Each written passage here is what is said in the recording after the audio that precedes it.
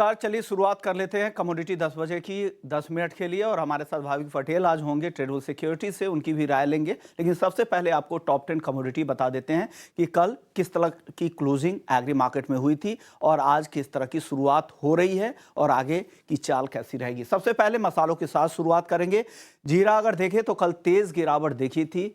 अक्टूबर वायदा में तो 4% की भारी गिरावट दिखी, वहीं 2.25% की गिरावट नवंबर वायदा जो अब एक्टिव कॉन्ट्रैक्ट हो चुका है वहां पर गिरावट दिखी, तो 2% की बिकवाली 25,350 पर नवंबर वायदा का भाव यहां पर ट्रेड कर रहा है। धनिया धीरे धीरे यहां पर खरीदारी अब बढ़ती जा रही है। वायदा में भाव अब 7,500 रुपए के करीब नवंबर का वायदा अब पहुंच चुका है। बुआई का रकबा इस बार लगातार दूसरे सीजन कम रहने की संभावना है और धीरे धीरे मांग भी निकल रही है। हल्दी की बात करें तो दायरे में ही कह सकते हैं, हर गिरावट पे थोड़ी खरीदारी आती है लेकिन तेजी पे मुनाफा वसूली भी दिखती है, क्योंकि अभी भी जो घरेलू डिमांड और एक्सपोर्ट डिमांड है वो सुस्त है। हल्दी के बाद ग्वार सीड और ग्वारगम की अगर बात करें तो यहाँ पर खरीदारी के बाद अच्छी तेजी के बाद यहां पर कल मुनाफा वसूली दिखी। करीब 1.5 से 2% की गिरावट दोनों ही काउंटर में 11,300 के करीब फिसलकर ग्वारगम आ चुका है, क्योंकि ऊपरी स्तरों पर गम की डिमांड कम हुई है। ग्वार सीड 5550 के आसपास है। पिछले सत्र में करीब 1.5% की गिरावट यहां पर दिखी।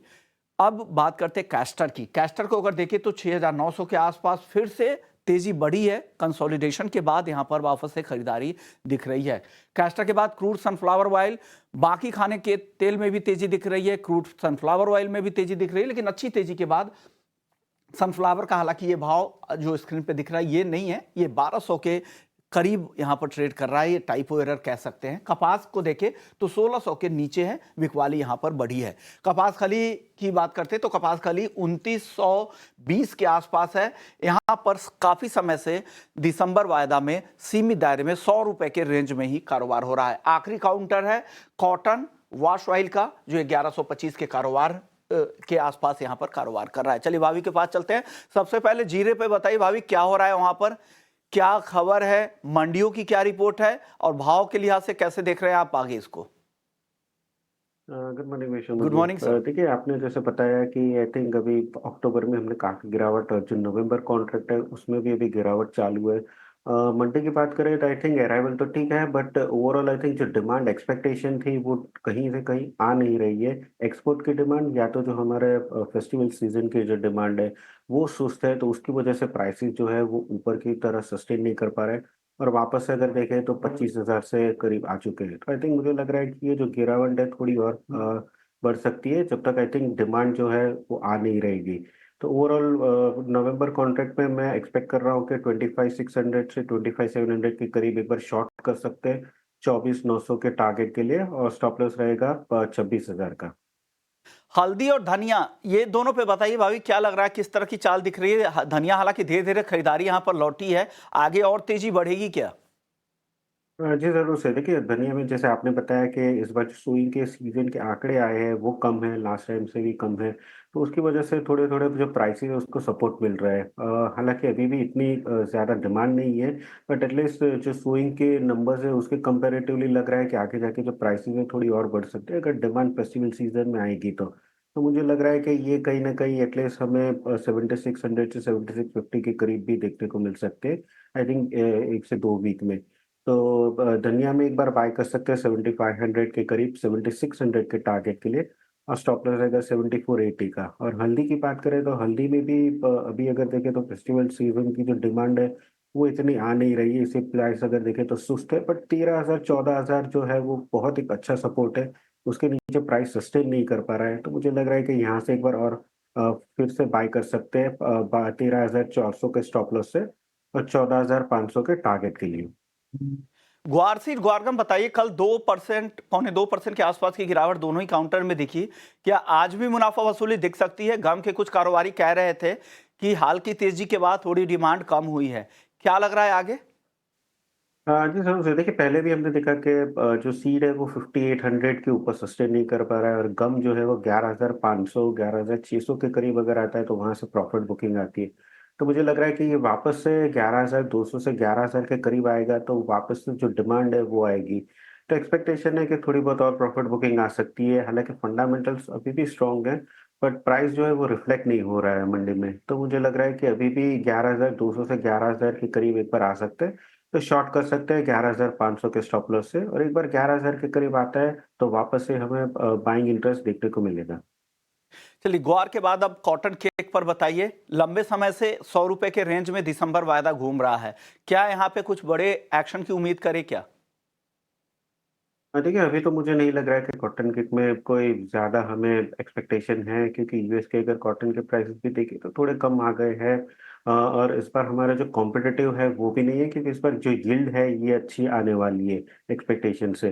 तो आई थिंक मुझे लग रहा है कि ये मंथ भी ओवरऑल एकदम साइडवेज ही काउंटर रहेगा, कोई ज़्यादा भी बाइंग इंटरेस्ट आ नहीं रही है।